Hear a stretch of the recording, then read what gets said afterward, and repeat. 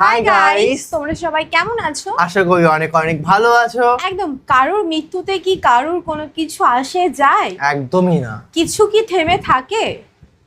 তো সত্যি। একদমই একদিন দুদিন খুব বেশি হলে এক সপ্তাহ একদম, তার বেশি কারোর কিছু আসে যায় না। আমি ছোট একটা এক্সাম্পল দিই। ধরো আমাদের হাতে পায়ে কেটে গেল, একদম। ওই কাটা মানে কাটা যে ব্যথা অনুভব বা রক্ত পড়ছে ওটা কতদিন থাকে? একদিন, দুদিন, 3 দিন। আস্তে আস্তে কিন্তু সেই দাগটাও রিমুভ হয়ে যায়, ক্ষত পরিপূরক হয়ে যায়। একদম। তো যেহেতু আমাদের জাস্ট ক্ষতই পরিপূরক হয়ে যায়, আমরা ভুলে যাই। একদম। একটা সময় পরে মানুষ সবাইকেই ভুলে যায়। আমরা বড়ই স্বার্থপর মানুষ। সত্যি কথা। আজকে বাবুর সঙ্গে আমার একটা বন্ধুত্বের সম্পর্ক, আমরা একসঙ্গে ভিডিও বানাই, কিন্তু একটা পর আমি অন্য জায়গায় থাকবো, ও একটা অন্য জায়গায় থাকবে। আমরা কিন্তু সেই সময়টাই আমি অন্য কারোর সঙ্গে থাকবো, ও অন্য কারোর সঙ্গে থাকবে, ওর একটা ফ্যামিলি হবে। আমরা কিন্তু তখন খুব স্বার্থপর হয়ে যাবো। এখন আমরা যতটা মানে কোনো কিছু প্রবলেম হলে আমরা দুজনকে সলভ করার চেষ্টা করি যতদূর পসিবল হয়, কিন্তু একটা সময় পরে কিন্তু আমরা দুজনের মতন কিন্তু সেপারেট হয়ে যাব। যখন একটা ফ্যামিলি হয়ে যায় তখন কিন্তু আমরা সবাই স্বার্থপর তো হয়ে যায়। তখন কিন্তু আমরা সামান্য একটা ফোনও করব না, ফোন করে জিজ্ঞাসা করব না দুজনের মধ্যে কথাটা। এবং বাইরে আমি এই এক্সাম্পল দিয়ে বোঝাচ্ছি যে এমন একটা সময় আসলো যে ওর যা কিছু হয়ে গেল আমি জানতেই পারলাম না, খোঁজ নেওয়ার চেষ্টাই করলাম না। একদম, এটাই হয়। তো সেটাই তো হুজুর কি বললেন এই বিষয়ে সেটা তো জানতেই হবে। একদম। তো যেহেতু আজকে ভিডিও টাইটেলটি হলো এই দুনিয়ায় মানুষগুলো বড়ই স্বার্থপর, একদম সেটাই। কারো মৃত্যুতে কিছু থেমে থাকে না, এটা মানতেই হবে।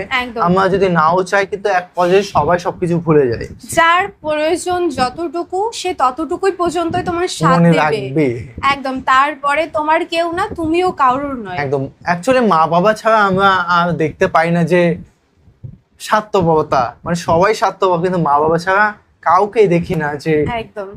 মানে কষ্ট লাগে, বলতে গিয়ে কষ্ট লাগছে। হুজুর তো এমনি ইমোশনাল এবং ওয়াজ মাহফিল অনেক সুন্দরভাবে করেন, সেটাই আজকে দেখবো। এবং চ্যানেল যদি নতুন হয়ে থাকে চ্যানেলটিকে সাবস্ক্রাইব করে দেবে, পাশে থাকা বেল আইকনটা টং করে বাজিয়ে দেবে, একটা লাইক করে দেবে। তো চলো আজকে ভিডিওটি শুরু করা যাক। তোমার জন্য কেউ থামবে না, সূর্যও না, চন্দ্রও না, আলো বাতাস রোদ বৃষ্টি কেউ না, একটা মানুষও না, একটা মানুষও না। এ দুনিয়া বড় স্বার্থপর, বড় স্বার্থপর, সত্যি। এই জন্য বাপ আপনাদেরকেও বলি, যুবক তোমাদেরকেও বলি, তুমি নষ্ট হয়ে গেলে শেষ পর্যন্ত মনে রাখো তোমার জন্য কেউ থামবে না। আপনাদেরকে বলি বাবা, স্ত্রী সন্তানের জন্য যদি আপনি হারাম উপার্জন করে জীবনটা শেষ করছেন, কোনোদিন পাবেনও নাই। সুদের টাকা, কিস্তির টাকা, হারামের টাকা, ওজনে কম দেওয়া, ধোকাবাজি, প্রতারণা করা উপার্জন করা দরকার ছিল না। আমনের কলজার মধ্যে শয়তানে বসায় দিছে যে বউ বাচ্চার লাগে এগুলা করতেছো, করো না রে বাপ, খোদার কসম এরা মনে রাখবে না, এরা মনে রাখবে না, এরা কোনোদিন বলবে না, এরা মনে রাখবে। দুপুর বেলা জানাজা হইছে, আসরের পরে জানাজা হইছে, কানছে 2 ঘন্টা 4 ঘন্টা, জি পুত, নাতি নাতনি, স্ত্রী সন্তান। ওই দিনকেই এশার নামাজের পরে দেখা যাবে এরা সবাই পাশের বাড়ির থেকে ভাত তরকারি রান্ধে আনছে, এরা খানা খাইতেছে, এরা গোশত খায়, মাছ খায়, ডাল খায়, সবই খাইতেছে। এরা না কাঁদছে অনেক, ওই কাঁদছে আর কি। এই জন্য আমি নিজেকে বরবাদ করে, আমার কবর, আমার আখিরাতকে নষ্ট করে আমি আমার স্ত্রী সন্তানকে হারাম খাওয়াইতে হবে, খোদার কসম এটা কোনো মুমিন করতে পারে, কোনো মুমিন করতে পারে। আমার ছেলে কোনোদিন 1 ওয়াক্ত ফজরের নামাজ পড়বে না, আর এমন জানোয়ারের জন্য আমি কামাই করুম, কমপক্ষে আমি আনিস এমন বেকুব না। তার লগে আমার আগে বোঝাপড়া করা দরকার। তুই মুসলমানের বাচ্চা কিনা আগে এটা বল, তুই ইমানদারের সন্তান কিনা বল বেটা। যদি তুই মুসলমানের বাচ্চা হস, আমি তোর জন্য মাথার ঘাম পায়ে ফেলে কামাই করমু, আমার এই কষ্টের উপার্জনের কিনা ফ্যান, খাট, পালং, সোফা, ফার্নিচার, বাজার সদাই, আর তুই বেঈমান, সারা রাত মোবাইলে নারী দেখবি, ছবি দেখবি, কোনোদিন ফজরের নামাজ পড়বি না, এমন জানোয়ারের জন্যই আমি কামাই করলাম না। এমন হাইওয়ানের জন্য কামাই করতে বলছে কে? যার কপালে সেজদা নাই, অত মানুষ না।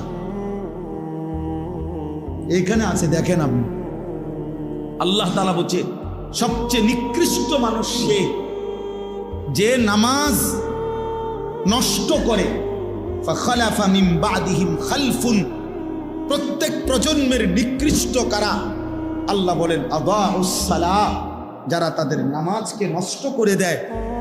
এখানে তাফসীরের মধ্যে লিখছে অর্থ হইল যারা নামাজ ছেড়ে দেয় তারা না, বরং যারা নামাজ পড়ে কিন্তু নষ্ট করে। অর্থ হইল তিনটা: এক, যে ব্যক্তি নামাজ পড়ে কিন্তু সবসময় বিলম্ব করে, যথাসময়ে নামাজ পড়ে না। দুই, যে নামাজ পড়ে কিন্তু নামাজের ফরজ ওয়াজিব, রুকু, সেজদা, তাসবিহ এগুলো ঠিক মতো আদায় করে না। তিন, যে নামাজ পড়ে কিন্তু নিয়মিত জামাত ত্যাগ করে, মানে নামাজের জামাতে পড়ে না। এই ব্যক্তিকে বলা হয়েছে সে নামাজ নষ্ট করে, সে নিকৃষ্ট মানুষ। তাইলে যে নামাজই পড়ে না সে কি? সে কোনো আইটেমের মধ্যেই নেই। না না, হে কোনো আইটেম নাই, হয় কোনো কি প্রকারের মধ্যেই নাই, পড়ে না, ওর আলাদা কোনো প্রকারে নাই। বেনামাজির কোনো পরিচয়ই নাই, বেনামাজি কোনো মানুষের কাতারে না, বেনামাজি কোনো ইনসানে না, বেনামাজি কাল আনআম, চতুষ্প জন্তুর মতো, অথবা তার চাইতে নিকৃষ্ট। উপরে উঠার কোনো সুযোগ নেই। গরুর চাইতে উপরে যাইতে পারবে না সে, ছাগলের চাইতে উপরে কোনো মর্যাদা তার নাই, কুকুর বিড়ালের চাইতে বড় কোনো মর্যাদা তার নাই। আর যদি বেশি নামাইতে হয় তা এর চাইতে নামাইতে হবে, উপরের দিকে যাই। হ্যাঁ হ্যাঁ, এই জন্য বাপ, তোমরা ছেলেরা আলাদাভাবে তোমরাও ভাবা দরকার। আর অভিভাবক যে কয়জন আছেন সামনে, আপনাদেরও ভাবা দরকার আপনার জীবনের উপার্জন কি। ভাত মিললে মিলবে, পানি মিললে মিলবে, সেটা আপনার মর্জি, দিলে দিবেন, না দিলে না দিবেন, খাওয়াইলে খাওয়াইবেন, পান করাইলে করাইবেন। তো রব্বানা লিউকিমুস সালাহ, তারা যেন নামাজ আদায় করে, নামাজ আদায় করে। এক সন্তানের জন্য বাবার প্রথম চাওয়া তার নামাজ, এক স্ত্রীর জন্য স্বামীর প্রথম চাওয়া নামাজ, এক মেয়ের জন্য বাবা মার প্রথম চাওয়া তার নামাজ, তার সিজদা, তার পর্দা, তার আখিরা। কারণ আমরা মুসলমান, আমরা মুসলমান, আমরা বেঈমান না, আমরা দুনিয়াদার না, আমাদের গন্তব্য আখিরাত। আজ যদি আমরা মুসলমান ভুলে যাই আখিরাত, তো আখিরাত মনে রাখবে কে? হিন্দু বৌদ্ধরা, ইহুদি খ্রিস্টানরা? ওরা তো বুঝেই না কিছু। আল্লাহ তো কোরআনে বারবার বলছে ওরা বোকা, আহম্মক, লা ইয়াকিলুন, লা ইয়াফকাহুন। কোরআন সুন্নাহ বিহীন, তারা তো দলালিম মুবিন, স্পষ্ট গোমরাহ। তা আল্লাহ তাআলা বলছে মোমেন, আমি তোমাকে ঈমান দিলাম, নবী রাসূল দিলাম, আমার আসমানি কিতাব দিলাম, যুগে যুগে বুঝাইবার জন্য উলামা কেরাম দিলাম, তারপরও পথ হারাইলা কেন? এই কয়জন ছেলে পেলে বাবা, তোমরাই বলো ভাই, কিসের অভাবে নামাজের গুরুত্ব বুঝলা না? কি আল্লাহ চেনো নাই, না রসুলের নাম শোনো নাই, নাকি কোনো আলেমের মুখে কোনোদিন শোনো নাই, না কোরআন শরীফ কোনোদিন দেখো নাই, নাকি কোনো মসজিদ দেখো নাই জীবনে কোনোদিন, নাকি কোনো আজান শোনো নাই কোনোদিন? কিসের অভাবে হারায় গেলা যারা নামাজ পড়ো না? বাপ, একটা যুক্তি তো থাকবে, হুজুর আমি এমন মরুভূমিতে ছিলাম যেখানে কোনো মানুষ ছিল না, যার কারণে আমি আল্লাহ চিনি নাই, আখিরাত চিনি নাই। আমি এমন পাহাড়ের গভীরে ছিলাম, আমি এমন সাগরের তলদেশে ছিলাম যেখানে কোনোদিন আজান শুনি নাই, যেখানে কোনোদিন কারো কাছ থেকে আল্লাহর পরিচয় শুনি নাই। চারিদিকে এত মসজিদ, এত মাদ্রাসা, এত উলামা, এত টুপি, এত আজান, তারপরেও তোমরা যারা বাবা দিনের পর দিন নামাজ পড়ো না, কিসের অভাব? কি যুক্তিতে? আল্লাহর সাথে বোঝাপড়াটা কি হবে? রাসূলুল্লাহ সাল্লাল্লাহু আলাইহি সাল্লামের সুপারিশ কেমনে হবে? কেমনে হবে? আল্লাহর নবী সাল্লাল্লাহু আলাইহি সাল্লাম বলেন, বেঈমানের সাথে ইমানদারের চুক্তি, আল্লাহর নবী বলছে আসসালাহ, নবীজি বলছেন আল আহাদ, চুক্তি। মানে আল্লাহ তাআলার নবী বলছে আমরা যেন বেঈমানের সাথে এই কথার ওয়াদা করে নিছি, চুক্তি করে নিছি, তুই আল্লাহকে সেজদা দিবি না, আমি ওয়াদা দিলাম, আমি তোর সাথে চুক্তি করলাম, আমি মৃত্যু পর্যন্ত আমার আল্লাহকে সেজদা। এটা হলো মুমিন আর কাফেরের চুক্তি, অর্থাৎ তুই সেজদা দিবি না, আমি দেব।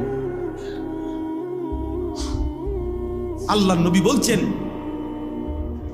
ফারকু বাইনানা ওয়া বাইনাল কুফরি ওয়াশ শিরক, আমাদের ইমানদারের মাঝে আর মুশরিক কাফেরের মাঝে পার্থক্য আসসালাহ, নামাজ। নামাজ, ইমানদার সেজদা দেয়, নামাজ পড়ে, মুশরিক বেঈমান নামাজ পড়েন। নবীজি সাল্লাল্লাহু আলাইহি সাল্লাম বলছে মান তারাকা সালাতাম মুতাআম্মিদান ফাকাদ কাফারা, যে ইচ্ছে করে নামাজ ছেড়ে দিল সে কুফরি করল। খোদার কসম বাপ, তো রাসূলুল্লাহ সাল্লাল্লাহু আলাইহি সাল্লামের হাদিস। তুমি যদি দুই চার শব্দ পড়ালেখা করে কিছু বুঝো, আমরা তো পড়ালেখা করছি, আমরা বেকুব দেখে নি নামাজ পড়ি, আমরা বোকা দেখে নি হালাল খাইতে চেষ্টা করি, ওকে আহম্মক না, পড়ালেখা নাই আমগো। আমার তো সার্টিফিকেট আছে অনেকটি, কয়টা সার্টিফিকেট লাগবে? হ্যাঁ, এক পলিথিন সার্টিফিকেট হইব। ওই যে সারা বাংলাদেশে ফার্স্ট হয়েছে আলহামদুলিল্লাহ, সারা বাংলাদেশে 1998 সালে সমগ্র বাংলাদেশে 1 নম্বর হয়েছে। আমার অনেক সার্টিফিকেট আছে, এটি কই আছে কইতেও পারি না, তুই রাখছি। অর্থ হইল তার বোকা না, সেজদাওয়ালা কি বোকা চাচা? ওরা কি ভাবছে, ওরা কি ভাবছে?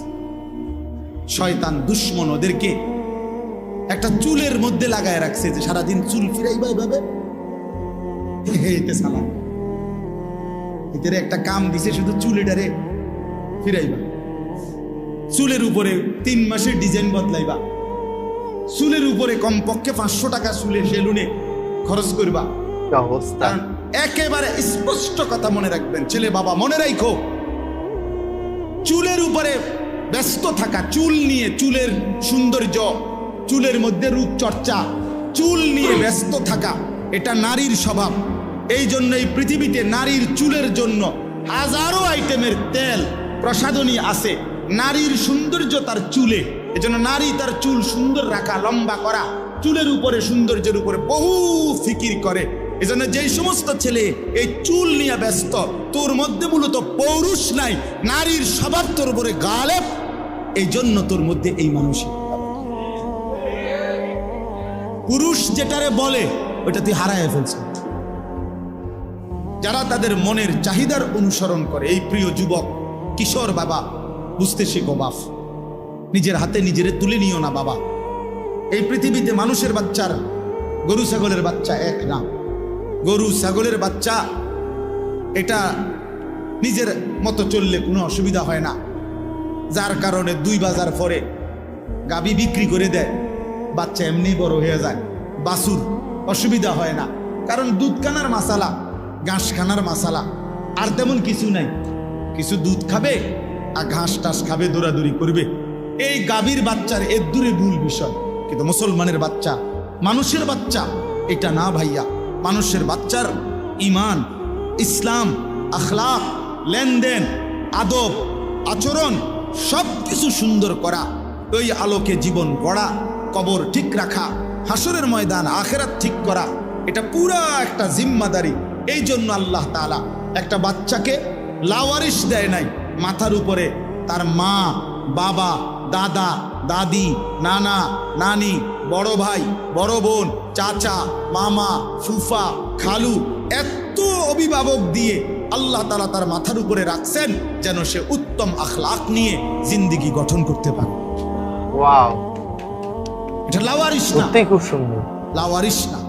এজন্য প্রিয় ভাই আমার, আল্লাহ বলছে ওয়াত্তাবাউশ শাহওয়াত, যে তার মনের চাহিদার অনুসরণ করে, তার মনে যা চায় তা, কিসের আল্লাহ, কিসের রসুল, কিসের কোরআন, কিসের কিতাব।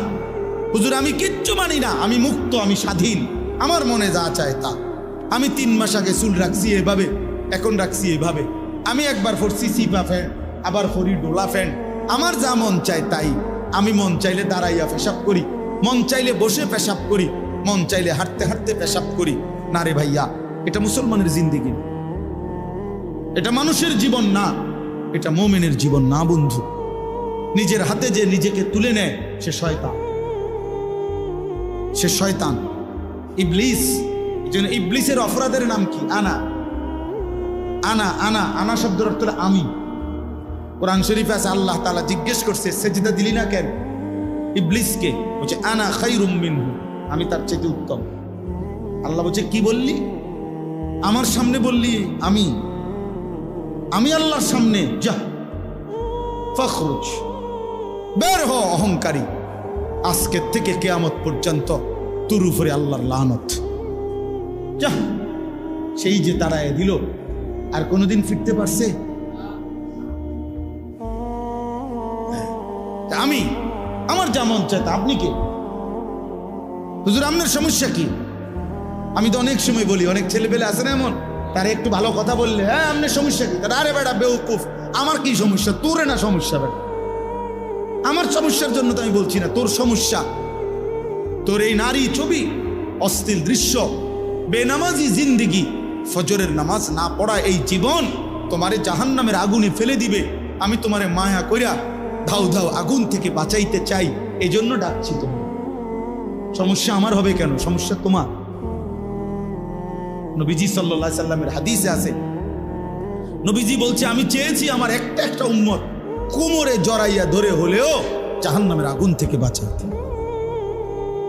সর্বশেষ কথা, ফাসাউফা ইয়ালকাউনা গাইয়া, আল্লাহ বলে এই 2টি মন্দ অভ্যাস যারা তাদের নামাজ নষ্ট করে, মনের ইচ্ছা মতো চলে, তারা নিকৃষ্ট প্রজন্ম, মন্দ উত্তরসূরি। আমি আল্লাহ তাদেরকে জাহান্নামের সবচেয়ে নিকৃষ্ট গর্ত গাই, এই গাই নামক গর্তের মধ্যে ছুঁড়ে মারে। পুরা জাহান্নামের মধ্যে সবচেয়ে নিকৃষ্ট একটি আযাবে, সবচেয়ে ভয়ঙ্কর একটা গর্তের নাম হলো গাই। তাফসীরে আছে।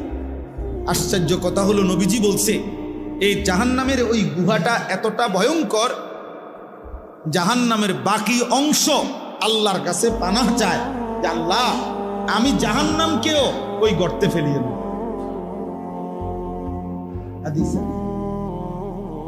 আমি জাহান্নামকেও কি করেন না ওই গাতার ফেলে।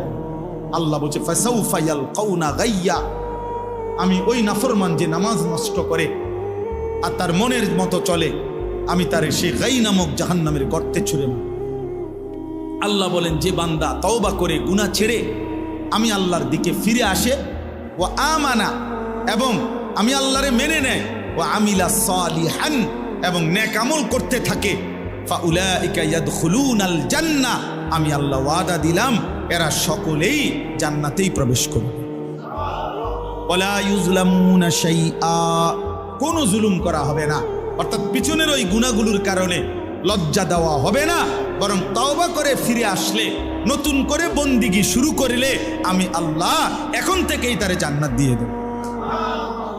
এই জন্য প্রিয় ভাই, প্রিয় কিশোর, নওজোয়ান, বয়স্ক বাবা, আমিও, আমরা সবাই মিলে চলেন আল্লাহর দিকে ফিরে আসি। কার দিকে বলেন না? কার দিকে ফিরা দরকার? নবী সাল্লাল্লাহু আলাইহি সাল্লামের সুন্নাতের দিকে। আল্লাহ তাআলা আমাদেরকে তৌফিক দান করেন। আল্লাহ, ছোটবেলায় আমরা যখন মোটামুটি পড়ালেখা করতাম, আমাদের বুঝের বয়সে আমরা ছোটবেলায় দেখছি যে ডাক্তার, একজন ডাক্তারই MBBS ডাক্তার সব রোগের চিকিৎসা করত। যে কোনো রোগীকেই ওনারা ওষুধ দিত আগে। কিন্তু আজকে 30 বছরের ব্যবধানে আইসা, 20-25 বছরের ব্যবধানে আইসা এখন পরিস্থিতি হলো এমন, মানব দেহের প্রত্যেক অঙ্গের আলাদা আলাদা স্পেশালিস্ট থাকে, আলাদা আলাদা ডিপার্টমেন্ট।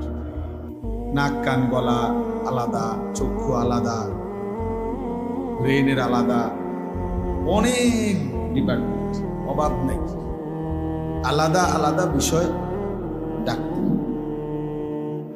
আগে এমন ছিল না, আগে একই ডাক্তার সব ওষুধ। কিন্তু পরিবেশ পরিস্থিতি প্রয়োজনীয়তার বিবেচনায় ভিন্ন ভিন্ন আলাদা আলাদা ডিপার্টমেন্ট করা হয়েছে। তাইলে একটা সময় আমরা মাদ্রাসায় পড়তাম, দেখা গেছে ছোটবেলাতেও দেখছি নুরানিতে পড়তাম, তো এক ওস্তাদ সকাল থেকে নিয়ে রাত 10টা পর্যন্ত এই 10 জন 20 জন 30 জন বাচ্চাকে সব বিষয় উনি একাই পড়াইতেন। দারুণ। সময়ের প্রয়োজনে এখন বিষয় ভিত্তিক আলাদা আলাদা শিক্ষক ভিন্ন ভিন্ন রাখা আছে। তাইলে পরিবেশ পরিস্থিতি প্রয়োজন বিবেচনায় একই বিষয়কে অনেক সময় ভাগ করা হয়, কাজটা যেন বেশি হয়, প্রয়োজন যেন বেশি পূরণ হয়। আমাদের দেশে আলহামদুলিল্লাহ একটা সময় এলাকা 10 গ্রাম 5 গ্রাম মিলে ওয়াজ মাহফিল একটা বা দুইটাই হইত। 10 গ্রামে দেখা গেছে 5 গ্রাম মিল্লা একটা মাহফিল। আমি এমন একটা মাহফিলেও গেছি একবার, 2-3 বারই গেছি ওইখানে, কিশোরগঞ্জের দিকে। ওনারা বলছে যে হুজুর আমরা আশেপাশের মোট 10 উপজেলা মিলে এই একটা মাহফিলের আয়োজন, 10 গ্রাম না, বাবা 10টা উপজেলার লোক একসাথে। 10টা, এখন তো একটাই। তাহলে এক সময় এমনটা ছিল। সময়ের প্রয়োজনে এখন এলাকা ভিত্তিক, মহল্লা ভিত্তিক বিভিন্ন প্রয়োজনে আলহামদুলিল্লাহ এখন অনেক মাহফিল আগের চাইতে 10 গুণ বেড়ে গেছে। প্রতিটা মসজিদওয়ালা মনে করে ওনাদের মসজিদের জন্য একটা বাৎসরিক মাহফিল করা দরকার, মাদ্রাসাওয়ালা মনে করে মাদ্রাসার জন্য একটা বাৎসরিক মাহফিল দরকার, কবরস্থানওয়ালারা মনে করে কবরবাসীদের রুহের মাগফিরাতের জন্য একটা মাহফিল করা দরকার। এরকম অনেকভাবে প্রবাসীরা মনে করে যে আমরা প্রবাসীদের উদ্যোগে একটা মাহফিল হওয়া দরকার। এরকম বিভিন্ন ভাবে আলহামদুলিল্লাহ অনেক মাহফিল এখন বেড়ে গেছে। ভিডিওটা এ পর্যন্তই ছিল। আর সত্যি হুজুর যে কথাগুলো বললো, মানে আমাদের প্রত্যেকটা লাইফে বা প্রত্যেকটা জীবনে প্রচুর হেল্পফুল। মানে আমরা যেটা কন্টিনিউ বাজে কাজ করে আসছি এবং বিভিন্ন যে কথাগুলো বললো, সত্যি তাই। মানে আমাদের জীবনে যদি এখন পরিবর্তন না করি হয়তো তাহলে আর পরে সম্ভবই না। মানে সময় থাকলেও তখন কিন্তু আমরা চাইলেও সেই পাপের ভাগিদার থেকে মুক্তি পাবো না।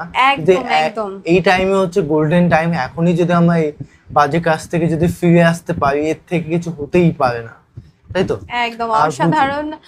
হুজুরের কথাগুলো অসাধারণ ছিল। আমার মনে হয় সবারই অনেক অনেক বেশি হেল্প হয় হুজুরের কথা শুনতে। মানে আমাদের লাইফে তো অনেকটাই বেশি পরিবর্তন হচ্ছে আর হবেও আশা করি। অনেক হয়েছে এবং ওয়াজ মাহফিল দেখে আমরা অনেক কিছু মানে ফিল করতে পারি যে পজিটিভ দিকটা কতটা ভালো। মানে নেগেটিভ দিকটা আমাদের, মানে নেগেটিভ দিক থেকে আমাদের সরিয়ে এনে পজিটিভ দিকটাকে আমাদের জীবনে আনার জন্য সবথেকে গুরুত্বপূর্ণ ব্যক্তিদের মধ্যে হুজুররা সত্যিই পড়ে। একদম একদম। তো তোমাদের কেমন লাগলো অবশ্যই কমেন্ট বক্সে কমেন্ট করে জানাও, এবং কি ধরনের ভিডিও রিঅ্যাকশন চাই সেটাও প্লিজ কমেন্ট করে জানাবে। আর আমাদের আদার্স চ্যানেলগুলো চেক আউট করতে প্লিজ ভুলো না। হ্যাঁ, ডিসক্রিপশন বক্সে লিংক আছে, প্লিজ চেক আউট করো। প্রত্যেকটা চ্যানেলে অনেক সুন্দর সুন্দর ভিডিও আপলোড করা আছে, প্লিজ চেক আউট করো। একদম। তো চলো guys, bye bye, take care.